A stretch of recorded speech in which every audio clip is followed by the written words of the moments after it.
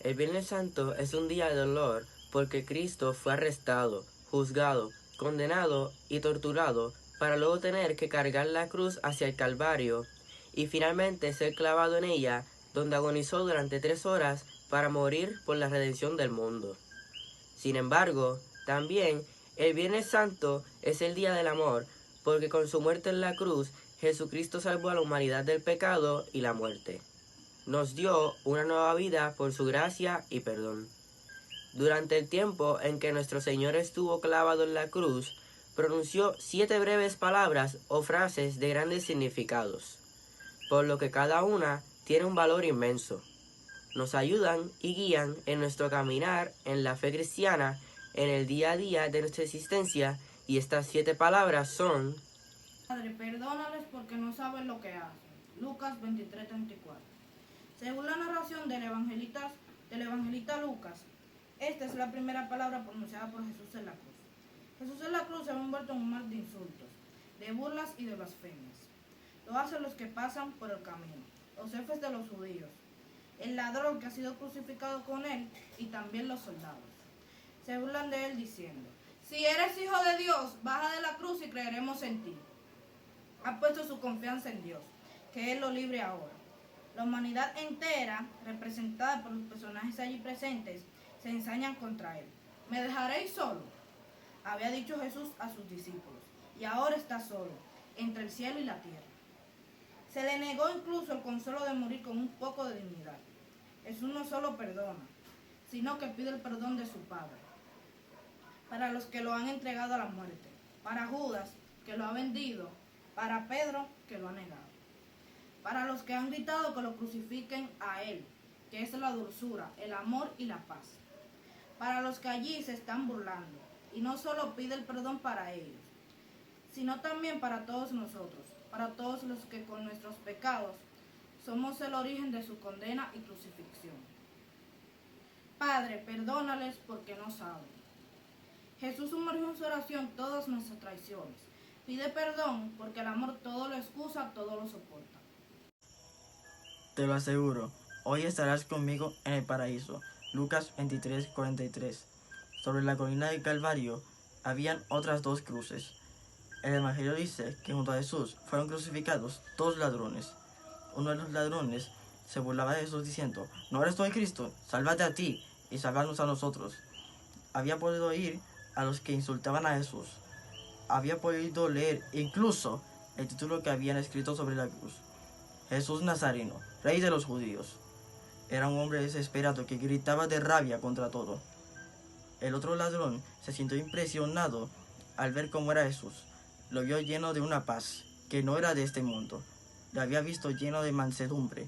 Era distinto a todo lo que había visto hasta entonces. Incluso había oído pedir perdón para los que lo ofendían, y le hace esta súplica sencilla pero llena de vida. Jesús, acuérdate de mí cuando estés en tu reino. Se acordó de improviso que había un Dios al que se le podía pedir paz, como los pobres pedían pan a la puerta de los señores. Le promete el paraíso para aquel mismo día, el mismo paraíso que ofrece a todo hombre que cree en él. Pero el verdadero regalo que Jesús le hacía a aquel hombre no solamente era el paraíso. Jesús se ofreció a sí mismo. Mujer, ahí tienes a tu hijo. Hijo, ahí tienes a tu madre. Juan 19:26. Junto a la cruz estaba también María, su madre. La presencia de María junto a la cruz fue para Jesús un motivo de alivio, pero también de dolor. Tuvo que ser un consuelo el verse acompañado por ella. Jesús y María vivieron en la cruz el mismo drama de muchas familias, de tantas madres e hijos reunidos a la hora de la muerte.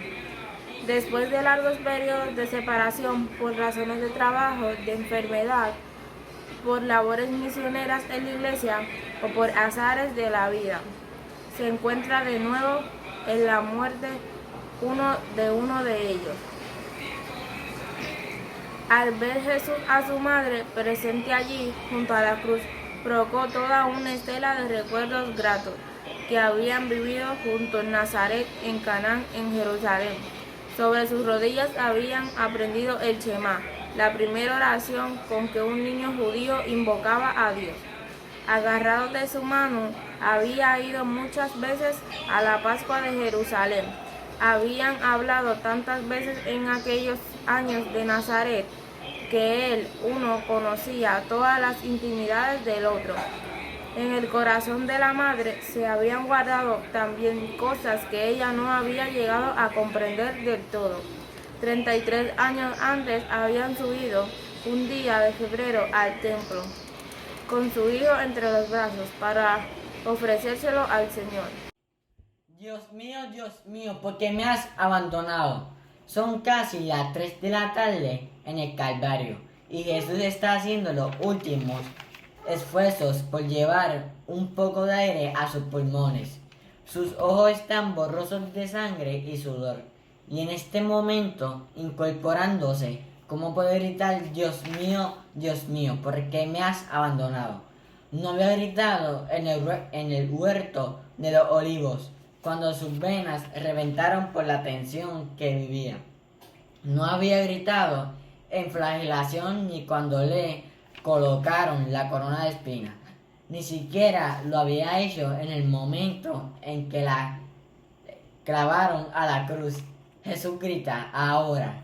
Es Jesús el Hijo único, aquel a quien el Padre en el Jordán y el Tabor había llamado mi Hijo único, mi amado Jesús en la cruz. Se siente abandonado de su Padre.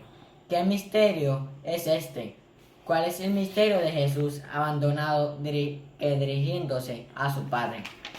No le llama Padre, como siempre lo había hecho, sino que le pregunta, como un niño impotente, que por qué lo había abandonado.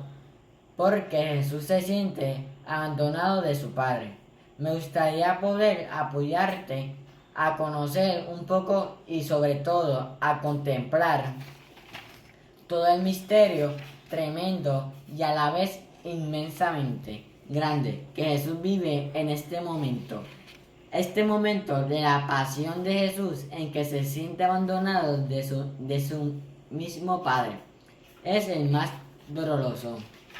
Para él, de toda la redención, el verdadero drama de la pasión de Jesús lo vivió en este abandono de su Padre. Y si la pasión de Jesús, el Hijo bendito del Padre, es el misterio que no tiene hombre, que no hay palabras para describirlo.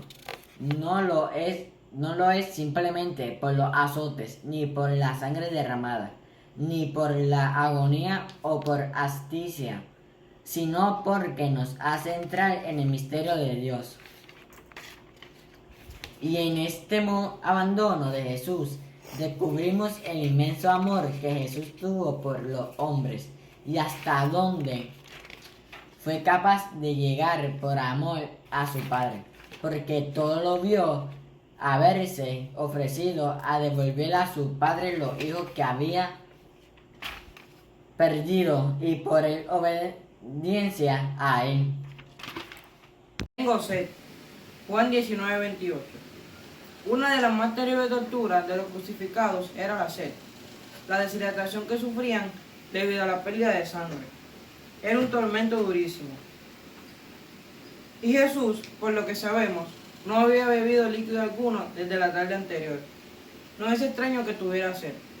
Lo extraño es que lo dijera. La sed que experimentó Jesús en la cruz fue una sed física. Expresó en aquel momento estar necesitado de algo tan elemental como es el agua. Y pidió, por favor, un poco de agua, como hace cualquier enfermo o moribundo. Jesús se hacía así solidario con todos, pequeños o grandes, sanos o enfermos, que necesitan y piden un poco de agua.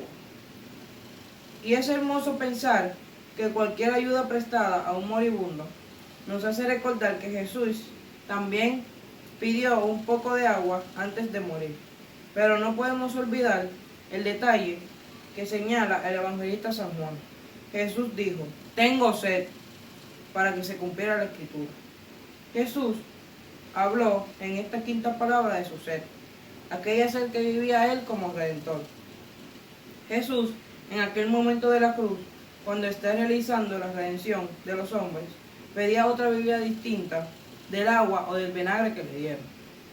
Poco más de 2 años antes, Jesús se había encontrado junto al pozo de Sicar con una mujer de Samaria, a la que había pedido de beber, dame de beber.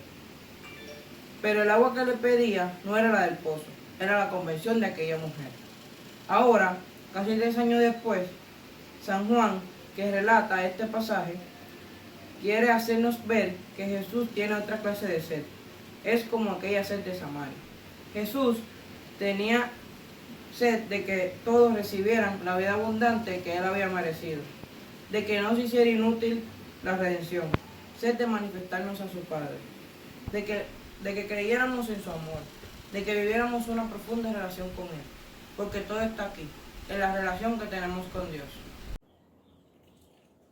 Todo está cumplido. Juan 19:30.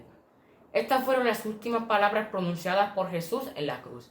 Estas palabras no son las de un hombre acabado. No son las palabras de alguien que tenía ganas de llegar al final. Son el grito triunfante del vencedor. Estas palabras manifiestan la conciencia de haber cumplido hasta el final la obra para la que fue enviada al mundo. Dar la vida por la salvación de todos los hombres. Jesús ha cumplido todo lo que debía de hacer. Vino a la tierra para cumplir la voluntad de su Padre y la realizó hasta el final. Le había dicho lo que tenía que hacer y lo hizo. Le dijo a su padre que anunciara a los hombres la pobreza y nació en Belén, pobre. Le dijo que anunciara el trabajo y vivió 30 años en Nazaret. Le dijo que anunciara el reino de Dios y dedicó los 3 últimos años de su vida a descubrirnos el milagro de ese reino, que es el corazón de Dios. La muerte de Jesús fue una muerte joven, pero no fue una muerte, ni una vida mal lograda. Solo tiene una muerte precipitada, quien muere inmaduro, aquel a que la muerte le sorprende con la vida vacía. Porque en la vida solo queda aquello que es construido sobre Dios. Y ahora Jesús se abandona en las manos de su Padre. Padre, en tus manos pongo mi espíritu. Las manos de Dios son manos paternales. Las manos de Dios son manos de salvación y no de condenación. Dios es Padre. Antes de Cristo sabíamos que Dios era el creador del mundo. Sabíamos que era infinito y todopoderoso. Pero no sabíamos hasta qué punto Dios nos amaba. Hasta qué punto Dios es Padre. El Padre más Padre que existe. Y Jesús sabe que va a descansar en el corazón de ese Padre. Padre, en tus manos pongo mi espíritu. Lucas 23:46. Aquel que le había temido el pecado y había gritado, ¿por qué me has abandonado? No tiene miedo al absoluto a la muerte, porque sabe que le espera el amor infinito de su Padre. Durante 3 años se lanzó por los caminos y por las sinagogas, por las ciudades y por las montañas, para gritar y proclamar aquel a quien en la historia de Israel se le llama el Elohim, el Eterno, el sin nombre, sin dejar de ser aquello, era su Padre, y también nuestro Padre. Y el hecho de que tenga 6.000 millones de hijos en el mundo, eso no impide que a cada uno de nosotros nos mime y nos cuide como un hijo único. Y salvadas todas las distancias, también nosotros podemos decir lo mismo que Jesús. Dios es mi Padre, los designios de mi Padre, la voluntad de mi Padre. Y sí, es cierto, es un Padre todopoderoso. También es cierto que es todo cariñoso. Y en las mismas manos que sostiene al mundo, en esas mismas manos lleva escrito nuestro nombre, mi nombre. Y a veces cuando la gente dice, yo estoy solo en el mundo, a mí nadie me quiere, Él, el Padre del cielo, responde, no, eso no es cierto, yo siempre estoy contigo. Porque de tal manera amó Dios al mundo, que ha dado a su Hijo unigénito, para que todo aquel que en Él cree no se pierda, mas tenga vida eterna. Porque no envió Dios a su Hijo al mundo para condenar al mundo, sino para que el mundo sea salvo por Él. Juan 3:16-17. Jesús en la cruz se olvidaba de sí mismo y de sus necesidades y se concentraba en lo que están con Él. No importa que sea su enemigo lo que estaban torturando, uno simple desconocido, los ladrones o un ser tan amado como su madre. Para todos tenían la palabra justa que necesitaban escuchar. A cada uno de ellos, el Señor les habla, conforme a sus necesidades, tal como se profetizó 400 años antes a través del profeta Isaías. Nunca nadie ha tenido ni tendrá jamás una demostración tan grande de amor en la hora de la muerte como Jesús. Amado hermano y amigo, después de acompañarnos a la reflexión sobre las 7 palabras o frases de Jesús en la cruz, dice la Biblia que el velo del templo se rasgó. Ya no hay que ofrecer sacrificios en el templo. El día de la expiación, el sacrificio perfecto ha sido completado en la cruz del Calvario. Y de esa manera, tanto usted como yo tenemos acceso directo a la presencia de Dios por medio de Jesús. Ya no hay que ofrecer sacrificios en el templo el día de la expiación. El sacrificio perfecto ha sido completado en la cruz del Calvario. Y de esta manera, tanto usted como yo tenemos acceso directo a la presencia de Dios por medio de Jesús. Si usted no ha tomado el beneficio de este sacrificio perfecto, hoy Jesús le extiende una invitación para que se beneficie de este sacrificio. Si escuchaste la voz de Dios, no endurezca el corazón. Acepta a Jesús como tu Señor personal. Entrega tu corazón, tu voluntad para que tenga vida abundante en esta tierra y puedas disfrutar de esta eternidad con Él. No te detengas, ven a Él. Queremos orar por ti. Si estás dispuesto a renovar tu voto con el Dios de amor, si necesitas que ese Dios de gracia te renueve y te susurre el corazón esta palabra que necesitas escuchar, te invitamos a que nos escriba por este medio.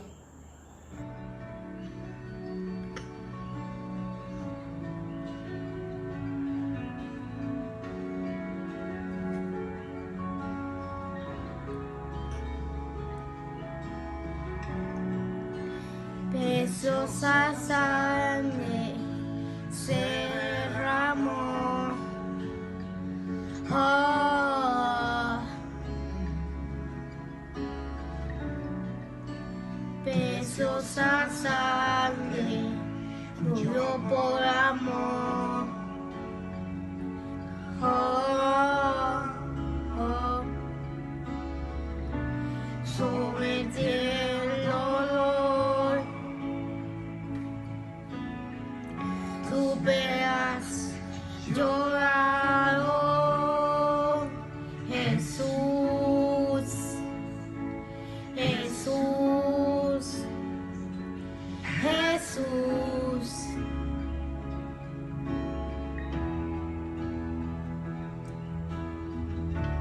Hay poder en la sangre, refugio por amor. Hay poder en la sangre que derramó. Oh, oh, oh. Preciosa sangre que me purificó. Ya sea Señor.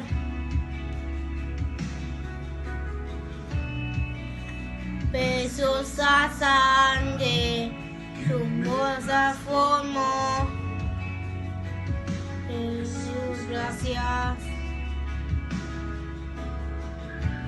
Sobre ti el olor.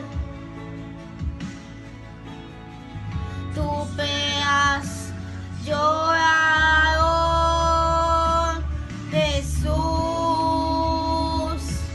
Jesús,